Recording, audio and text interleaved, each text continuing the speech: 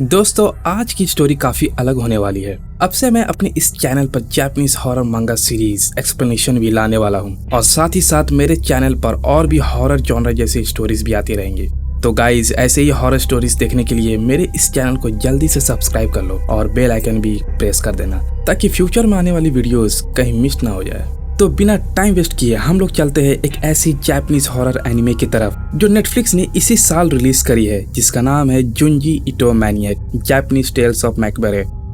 इस सीरीज में total 12 episodes है जिनमें 12 कहानियां हैं। अगर आप सभी को ये स्टोरीज पसंद आती है तो मैं ऐसे ही और भी हॉरर स्टोरी सीरीज को कंटिन्यू रखूंगा। ये स्टोरी इतनी अलग इसलिए है क्योंकि ये जापान के काफी मशहूर मंगा आर्टिस्ट जुंजो इटो की आर्ट और सीरीज से इंस्पायर्ड है। इसके अलावा इस सीरीज में और भी दिलचस्प कहानियां चलती है जो कि काफी इंटरेस्टिंग होती है।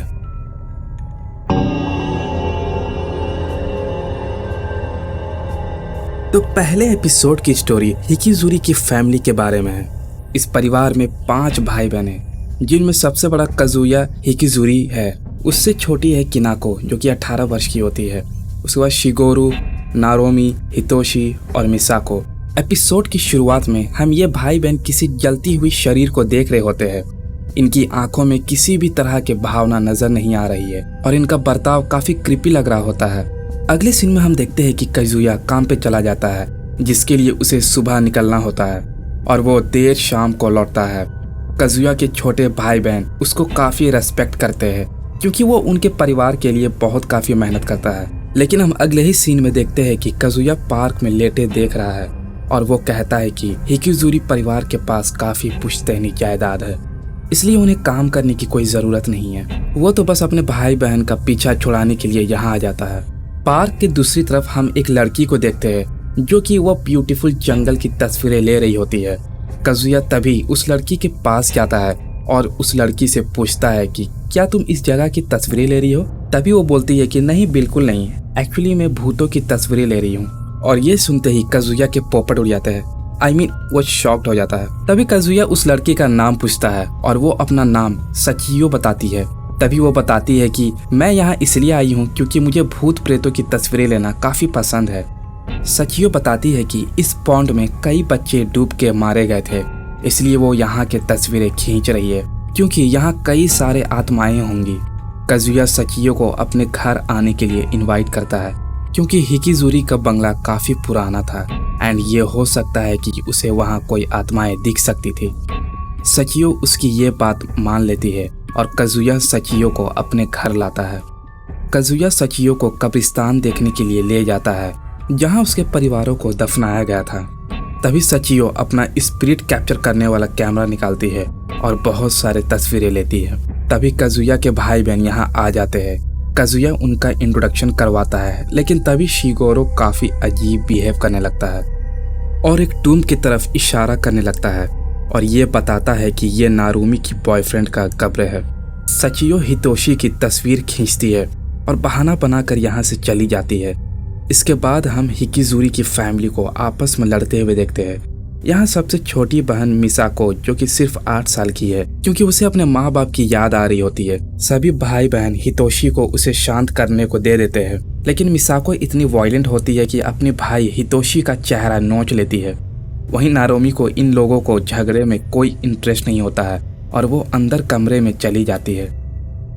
सभी के जाने के बाद काजुया किनाको से कहता है कि वो किसी को बुलाने का फैसला किया है जिससे कि मिसाको को उसके मरे हुए माता पिता के आत्मा से मिलाया जा सके और सचियो को भी फिर से घर में इनवाइट किया जाता है। दूसरी तरफ सचियो ने जितने भी फोटोग्राफ्स लिए थे वो सारे फोटोग्राफ्स को डेवलप करती है जहां वो नोटिस करती है कि हितोशी के पीछे कई आत्माएं मौजूद थे। किसी पल यहाँ किनाको आता है और सचियो को सियोनसे के लिए इनवाइट करती है।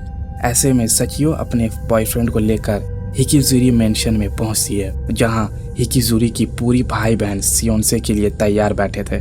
लेकिन मिसाको फिर से रोने लगती है और वो एक बार फिर से हितोशी पे अटैक कर देती है। इससे हितोशी बहुत अपसेट हो जाता है और अपने पिता के कब्र के पास जा करके रोने लगता है।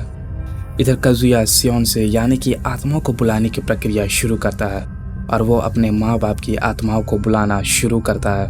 तभी अचानक शिगोरू उठ खड़ा होता है और कुछ अजीब सी चीज उल्टी करके अपने मुंह से बाहर निकाल देता है, जो कि सचियो को और उसके बॉयफ्रेंड को एक्टोप्लाज्म लगता है, क्योंकि इसी पोजीशन के द्वारा कोई इंसान रिलीज कर सकता है। तभी शिगोरी की आवाज भारी हो जाती है और अपने भाई बहन से बात करता है।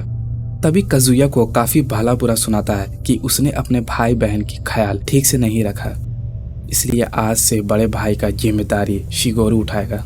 काजुया डर के भाग जाता है और कुछ ही देर बाद शिगोरू नॉर्मल हो जाता है। वहीं हम दूसरी तरफ देखते हैं कि हितोशी की हालत ठीक नहीं लगती है। वहीं काजुया अपने पिता के ग्रेव स्टोन को तोड़ देता है।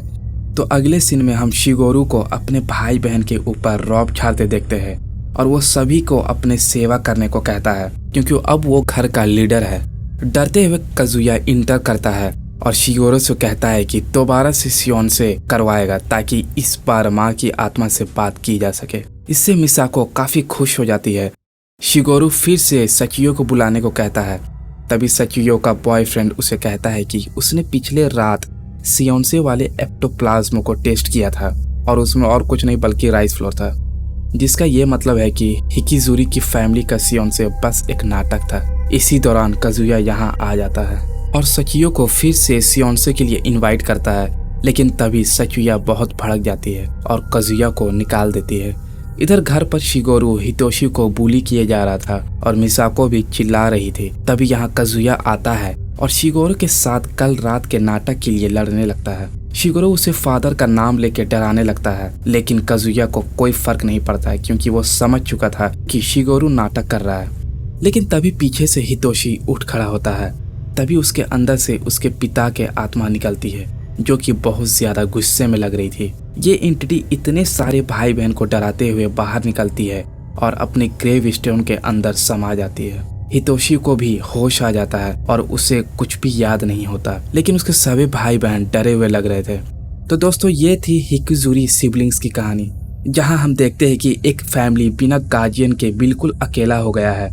सभी भाई बहन एक दूसरे से लड़ते झगड़ते रहते हैं। वहीं छोटे भाई बहन हितोशी और मिसाको ट्रॉमाटाइज्ड थे। हितोशी हमेशा अपने बड़े भाई बहनों का बुलिंग का शिकार रहा है। इसी वजह से शायद उनके अंदर एक डार्क एनर्जी भर गई होगी।